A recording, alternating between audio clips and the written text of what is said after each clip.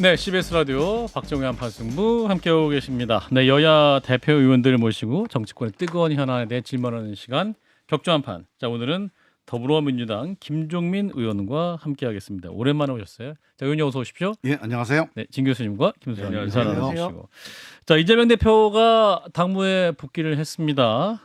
복귀 후 일단 통합 메시지를 내고 있다라는 평가인데 당 분위기 현재 의원님 어떤가요? 맑음, 흐림. 아직은 우선 국정감사가 안 끝나가지고 예. 지금 이재명 대표가 그 회의에 참석하신 거를 아는 사람이 뉴스 보고 아는 거죠. 아, 그래서 뭐 그래요. 이제 의원총회도 열고 좀 이렇게 직접 만나 보면 조금 이제 분위기가 체감이 될 것 같은데. 각자 상임위 활동하느라. 일단은 뭐 와서 통합하겠다. 작은 생각의 차이를 넘어서자. 그거는 뭐 맞는 말씀이고 당이 이제 그런 방향으로 갔으면 좋겠다는 생각이 들고요. 근데 문제는 이제 오늘 이재명 대표께서 그 윤석열 대통령이 말 따로 행동 따로 한다고 예. 말따 행따라고 말을 좀 만드셨더라고요. 맞습니다. 근데 사실은 이 말따 행따라는 게 상당히 조심스러운 말입니다. 대한민국의 모든 정치인이 다 이 말따 행따에 이 부메랑을 맞을 수가 있어요. 말따 행따. 그래서 정말로 정치인한테는 이 문제에 대해서 끊임없이 스스로를 돌아보고 해야 되는데 이제 아마 이재명 대표도 통합을 말씀하셨잖아요. 그게 이제 행동으로 이어질 거냐? 그게 앞으로 이제 11월 달 우리 민주당의 방향을 좌우할 거라고 보는데 거기에 대한 또 당 내에 또는 국민들의 평가를 받지 않을까. 그런 점에서 그 말씀하신 통합에 대한 뭐 또 단순히 통합만 가지고는 안 되고요. 혁신을 해야 되거든요. 지금 우리 강서에서 민주당이 이긴 게 민주당이 변화하고 새로워져서 민주당을 지지한다고 해서 밀어준 것보다는 윤석열 정권하고 국민의힘이 너무 잘못하니까 정말 국민들을 무시하고 우리 김태호 같은 후보를 공천하니까 예. 거기에 대한 심판 선거였단 말이죠. 그래서 민주당은 심판을 안 받은 거예요. 저쪽이 심판을 받은 거야. 그래서 이거를 민주당에 대한 뭔가 뭐 60%의 지지다. 이렇게 착각을 하면 우리 그냥 심판 대상이 됩니다. 아하. 그런 점에서 이재명 대표께서 이제 11월, 12월 이제 남은 2달밖에 없어요. 이 2달 동안에 실제로 통합과 혁신을 위해서 얼마나 행동으로 보여주느냐 이게 남은 숙제죠. 앞으로 남은 2달 동안 그 말따 행따, 말따로 행동 따로의 주인공이 윤석열 대통령이 아니라 오히려 또 이재명 대표가 될 수 있기 때문에 모든 정치인이 다 그 말따 행따를 조심해야 되는 그런 자리에 있습니다. 정치인뿐 아니라 뭐 사람이 다 그런 것 같습니다. 이제 말 따로 행동 따로. 자, 그래서 이재명 대표가 복귀 첫날 꺼내든 카드가 일단 3자 회동입니다. 대통령과 여야 대표 간의 3자 회담인데 현재까지 좀 가능성은 그렇게 커 보이지는 않습니다만 의원님 어떻게 판단하십니까? 이게 너무 이재명 대표가 대통령을 만나기를 원한다. 스토커냐? 여당에서도 이렇게 얘기를 하고 있는데. 저도 사실 뭐 이재명 대표가 굳이 그걸 자꾸 얘기할 필요는 없는데 예. 그걸 안 하면 이제 윤석열 대통령이 점수가 깎이는 거거든요. 안 만나주면. 그래서 자꾸 이제 그 어려운 문제를 자꾸 내주는 건데. 아하. 근데 사실을 만나면 또 윤석열 대통령이 또 점수가 올라가요. 그렇죠. 네, 그래서 만나지 않을까 그렇게 예상을 합니다. 아, 대통령이 만날 것이다. 3자 회동을 할 선거 것이다. 때 그렇게 혼났는데 아하. 지금 뭐 선거 이후에 저 국민의힘하고 정부의 핵심적인 이슈는 뭐 딱 하나 아니에요? 윤석열 대통령이 변하느냐 안 변하느냐. 그렇죠. 그게 내년 총선까지 좌우하는 거 아닙니까? 아, 그 변화의 가장 상징적인 게 이재명 대표를 직접 만난다. 이게 그것만은 될수 있다? 아니지만 예. 그런 변화 중에서 특별히 뭐 크게 힘들지 않게 할 수 있는 일 중에 저는 하나라고 보는데 예. 정말로 만날 가능성이 있다라고 보시는 거죠? 저는 제가 만약에 뭐 대통령실이라면 대통령이든 아니면 그 비슷한 자리에 같이 얘기하는 자리에 있다면 당연히 만나라고 얘기를 하겠죠. 근데 그리고 그런 얘기를 들으시는 분이 아니라고 저희가 평가하는 건 좀 지나친 건가요? 뭐 그거는 이제 평소에 윤석열 대통령이었고 선거에서 이렇게 호되게 또 혼나고 난 다음에는 또 사람이 예. 달라질 수도 있는 거 아니에요? 일단은 이재명 대표가 이제 약간 정략적으로 좀 내건 건데 왜냐하면은 내각 총사퇴하라고 하고 대통령 만나자 하고 서로 모순되거든요. 충돌을 하는 겁니다. 그다음에 만나자라고 하면 의제가 있었는데 구체적인 의제가 지금 없거든요. 나 만나고 나를 인정해달라는 정도의 얘기인 것 같아요. 근데 이제 대통령의 입장에서는 지금 자기가 계속 안 만나는데 선거 줬다고 만나는 것도 모양 빠지잖아요. 그러니까 일단은 대표들 원내대표들끼리 만나고 아니면 당대표들끼리 만나고 그 이후에 이제 보자. 그래서 제가 볼 때는 만약에 만난다고 한다면 3자 회담 이렇게 보는 게 아니라 다른 당들 끼워서 이렇게 보자라고 제안할 가능성이 크죠. 그러니까 보통 이제 우리가 문재인 대통령 때도 그랬어요. 해외 순방을 다녀오면 지금 당장 이제 이스라엘과 하마스 간의 충돌 때문에 그렇죠. 국제 정세가 상당히 예민해져 있는 상황이거든요. 그래서 해외 순방 결과 또는 뭐 이런 국제 정세의 변화 이런 것들에 대해서 대통령이 정당 대표들과 함께 대화를 나누는 것. 이거 자체로도 엄청난 국가 전략적인 도움이 되는 그런 프로젝트입니다, 이게. 예. 그래서 그런 점에서 보면은 뭐 그런 뭐 일환으로 만날 수도 있을 것 같고요. 아까 우리 이제 진 작가님 말도 일리가 있는 말인데 그냥 의례적으로 만나는 거는 사실 의미가 없거나 아니면 지금 용산에서 얘기하듯이 무슨 뭐 수사받는데 뭐 또 뭐 뒤에서 뒷거래하는 거 이런 오해를 받는다. 사실 그 오해하는 사람 별로 없는데 예. 계속 용산만 그렇게 주장을 해요. 근데 하여간 그런 오해를 받을 만한 그러니까 내용이 없으면 그럴 수 있죠. 그러면 구체적인 이슈를 만들려면 뭐 원내대표 간에 또는 당대표 간에 어떤 얘기들을 통해서 어느 정도 대통령과 함께 여야 정이 함께 머리를 맞대고 뭔가 결정할 수 있는 그런 사안들이 좀 다듬어진 다음에 만나는 거는 좀 의미가 있지 않겠냐. 내각 총사퇴는 정치적 수사입니까? 아니면 정말로 내각 총사퇴 해야지 만나자 뭐 이런 얘기인가요? 또 이제 내각과 윤석열 정부를 위해서는 그 정도의 결단을 해야 된다. 민심이 지금 심상치가 않다. 그렇게 사실은 그러니까 윤석열 정권을 위해서 해주는 얘기예요. 그게 물론 야당이니까 정치적으로 이제 한번 뭐 주장을 하는 거지만 그 얘기에 담겨져 있는 취지는 이렇게 심각하다. 심각성을 좀 엄청 얘기하기 심각해 위해서. 진짜로. 예. 잘 몰라요.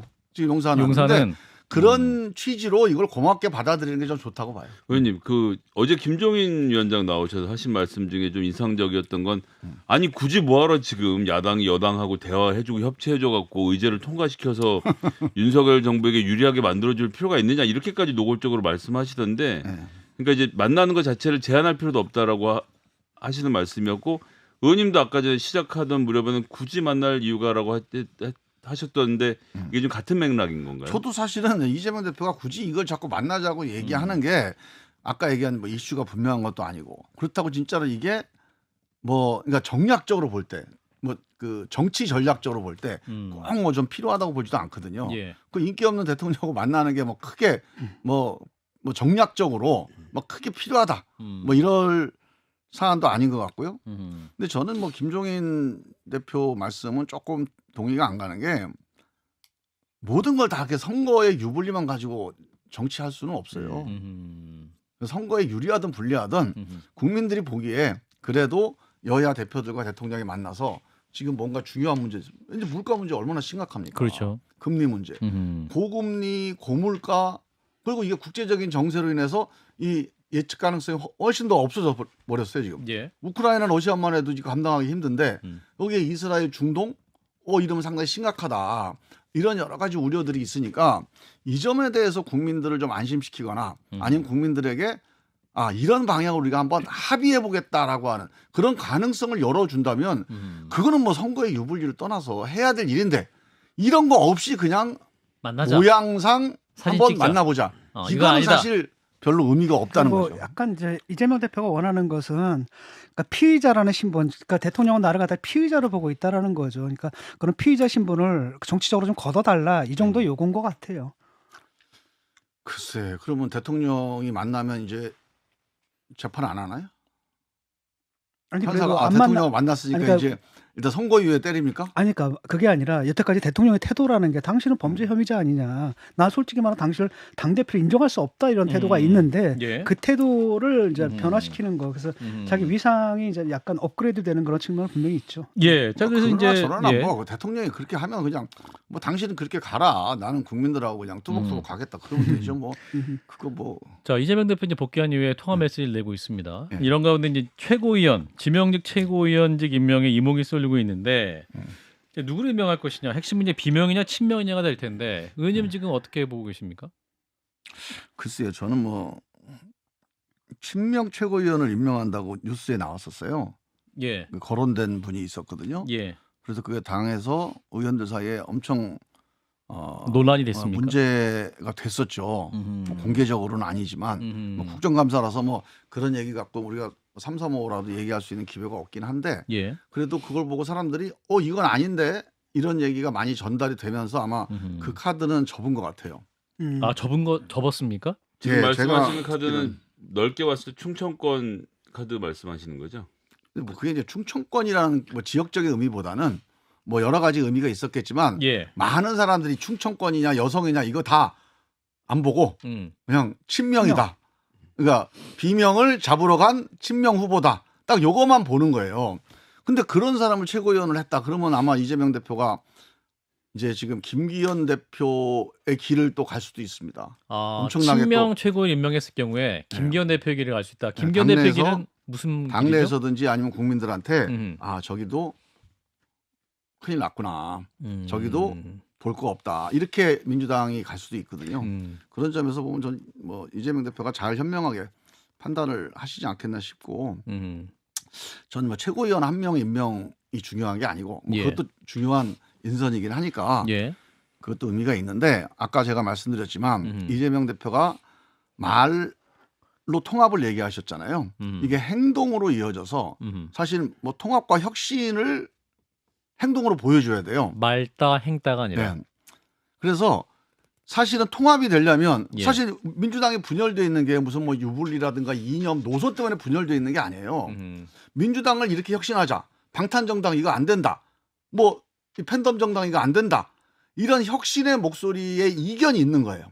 이 이견을 이재명 대표가 얼마나 이 작은 차이를 뛰어넘어서 수용하느냐.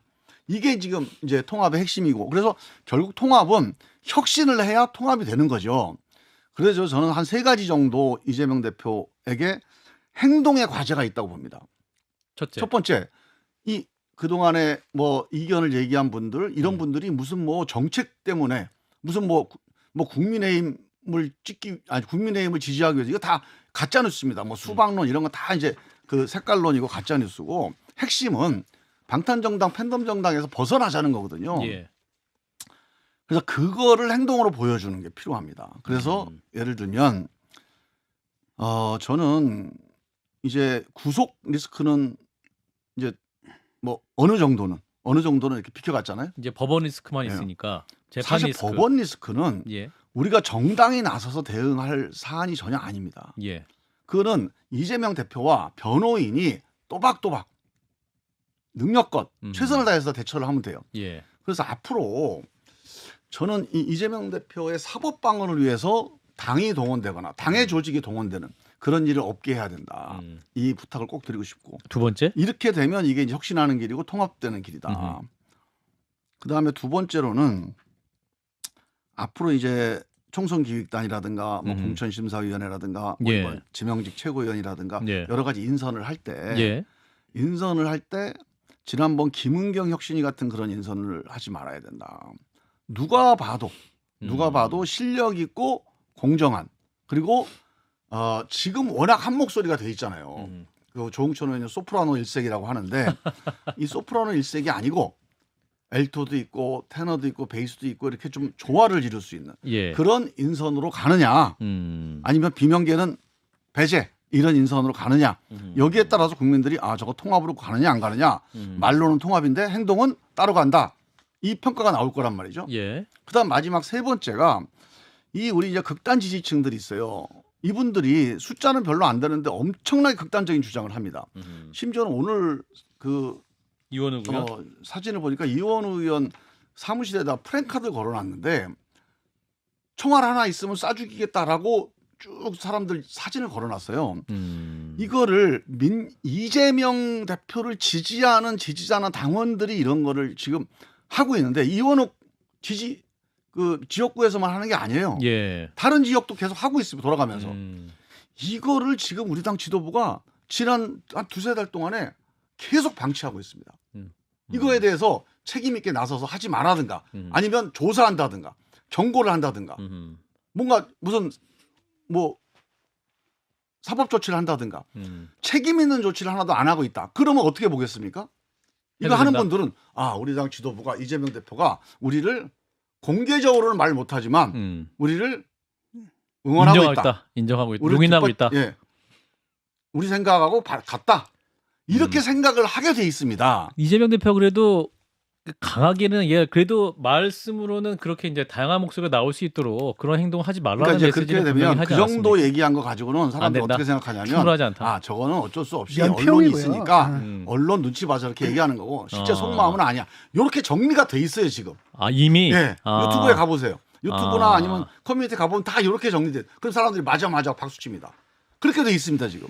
이거를 돌파할 만한 행동을 안 하고 있는 거예요. 이재명 대표가. 얘가 예를 들어 볼게요. 우리가 유럽에서 유럽의 축구 구단이 훌리건들이 많이 있잖아요. 그렇죠. 이 훌리건들이 폭력 행위를 하거나 인종차별 발언을 합니다. 너 껌둥이 나가라 이러고 이제 축구장에 얘기합니다. 바로 이 사람은 우리 구단의 팬의 자격이 없다. 팬이었더라도 바로 퇴장 조치를 시키고 그렇죠. 영구 출입 금지를 시킵니다. 경기장에. 이게 구단도 그렇고 선수도요. 그 사람이 자기를 응원하던 그런 응원 팬이라 하더라도 그 사람 퇴장할 때까지 축구 안 하겠다고 그래요. 그런 단호한 조치가 있어야 이런 홀리건 행동이 없어지는 거거든요. 근데 거기서 그냥 구단에서 경기 끝나고 난 다음에 이런 일을 하지 맙시다 하고 한마디 성명서 발표하고 땡. 조사도 안 하고 재발 방지도 안 하고 그러면 그 사람들이 저거 속으로는 우리 행동에 대해서 그래도 지지해 주는 거야. 또 할 거 아니에요. 지금 그 상태가 반복되고 있어요. 그래서 지금 보면요. 유튜브하고 그 이른바 강성 극단적인 지지층이 연합을 해서 이른바 이제 비명계 의원들 지역구마다 비명계 의원은 쫓아내자. 자객 출마 얘기도 나오고. 다른 이른바 자객 이 사람 밀어주자. 이 운동을 하고 다녀요. 근데 이거를 유권자들이 스스로 하는 무슨 뭐 유권자 운동이라고 해서 방치를 하고 있어요. 우리 당을 엄청나게 분열시키는 거 아닙니까? 우리 당의 같은 당 의원을 이재명 대표를 지지하지 않는다는 이유로 뭐 역적으로 몰고 몰아내자고 하고 이거는 엄청난 해당 행위거든요. 이런 해당 행위에 거기 나가겠다는 후보가 멀쩡하게 가서 사진 같이 찍어주고 박수치고 있어요. 저는 이런 것부터 정리를 해야 이재명 대표가 행동으로 보여주는 통합이 되는 거지. 이거는 가만히 놔두고 그거는 내가 어쩔 수가 없어. 그래놓고 말로는 통합한다? 저는 그러면 안 먹힐 거라 보고요. 이제 11월, 12월 2달 남았거든요. 이 2달 동안에 이게 짧다면 짧고 길다면 깁니다. 민주당이 총선 전에 변할 수 있는 마지막 기간입니다. 이때 안 변하면 1월 달에 윤석열이 변하면 우리는 집니다. 100% 집니다. 저는 윤석열이 변해도 이길 수 있는 민주당을 만들 수 있는 시간은 11월, 12월 2달밖에 없다. 네. 그 민주당 변화, 국힘 변화 이제 말씀을 하셨는데 지금 국힘에서 이뇨한 혁신위원장을 내세우지 않았습니까? 네. 어떻게 보십니까? 민주당에서는 이분을 뭐 물론 굉장히 부정적인 평가를 내놓긴 하는데 몰라 저는 잘 모르는 분이에요. 네. 근데 이제 뭐 제가 그냥 딱 그 이분에 대해서 기초적인 사실관계만 놓고 볼 때 핵심은 그냥 상식의 눈으로 한번 뭘 바꿔보겠다. 이게 포인트 같아요. 그러니까 김종인 대표 같은 분을 혁신위원장 했으면 그분이 갖고 있는 내공, 어떤 정치적인 역량 뭐 이런 걸로 뭔가 변화를 한번 도모해보겠다. 이렇게 생각할 수 있는데 이분은 그런 베이스가 없잖아요. 정치를 전혀 해보셨던 분이 아니에요. 본인도 정치를 공부해야 된다. 이렇게 말씀하고 계시고. 그러면 뭐냐면 지금 국민의힘에는 그런 정치 전략가가 필요한 게 아니야. 그 김종인 대표도 해봤고 이준석 전략가도 해봤고 이런 전략가 많이 해봤는데 지금 우리 국민의힘에는 국민의 상식이 필요한 거야. 국민의 상식으로 돌아가야 돼. 뭐 이 정도 문제의식이었다고 봐요 저는. 근데 문제는 그 방향은 저는 맞다고 봅니다. 지금 민주당이든 국민의힘이든 국민 과반수의 상식에 부합하는 정치로 돌아가는 게 그게 유일한 방향이에요. 그런데 그 방법이 뭐냐? 그 방법론에서 확실하게 결단할 수 있는 힘이 있느냐? 그거는 이제 그 양반의 내공에 달려 있다고 봐요. 그래서 그분이 이제 기본 일성이나 방향은 저는 뭐 괜찮은 발언들을 하시고 뭐 통합하겠다 또는 그런 이제 변화하겠다 이렇게 말씀을 하시잖아요. 근데 무슨 뭐 기득권 의원들 변화하겠다 이렇게 말씀하시는데 사실은 국민 상식으로 돌아갈 때 제일 1번 혹은 다른 거 다 안 해도 이거 한 가지만 하면은 국민 상식, 국민 과반수에게로 향해 갈 수 있는 길이 있어요. 뭐죠? 윤석열 대통령이 변하는 거예요. 그 정당이 윤석열 대통령한테 이렇게 변해야 됩니다. 그런 정당을 만드는 게 국민의힘의 혁신의 가장 핵심입니다. 이뇨한 위원장이 얘기한다고 윤 대통령 말 안 들을 수 있죠. 근데 이뇨한 혁신위원장이잖아요. 그러면 국민의힘을 그런 정당으로 혁신하는 겁니다. 우리 국민의힘이 여당이니까 책임지고 대통령이 이렇게 바뀌어야 된다라고 국민 과반수 민심을 가지고 공개적으로 문제제기도 하고 대통령한테 건의도 합시다. 대통령의 쓴소리 이것이 네. 이제 혁신의 그러니까 과제다. 대통령에게 바른 말을 할 수 있는 정당으로 바꿔놓는 알겠습니다. 그게 시간이 저는 없어서요. 핵심이라고 예, 지금 이제 민주당 이제 공천 얘기를 하셨는데 그 조국 추미애 전 장관, 송영길 전 대표 내년 총선 출마설이 계속 나오고 있습니다. 한 보수 일간지에서는 이 세 분이 출마하는 것이 야권 총선의 최대 리스크가 될 수도 있다 이런 우려를 전하기도 하는데 의원님 어떻게 판단하십니까? 저는 뭐 그 세 분이 뭐 나올지 안 나올지 잘 모르겠고요. 예. 나올 가능성이 저는 별로 높지는 않다고 보는데 나오더라도 그게 뭐 민주당의 최대 리스크가 되는 건 보는 거는 언론이 별로 기사거리가 민주당에 없으니까 자꾸 뭐 좀 만들어내는 또는 뭔가 이렇게 부풀리는 느낌이 좀 들고 민주당의 최대 그 리스크는 공천권 가지고 내 마음대로 하겠다. 그래서 결국은 이 공천 권한, 인사 권한이요 자기 권한이 아닙니다. 이걸 결정을 하잖아요. 결정할 때까지는 자기 권한이에요. 결정하고 난다면은 내가 이걸 가지고 국민들한테 심판을 받아요. 공천할 때 내가 이제 야 비명계 안 돼. 또 뭐 문제가 있어 하고 심판을 해요.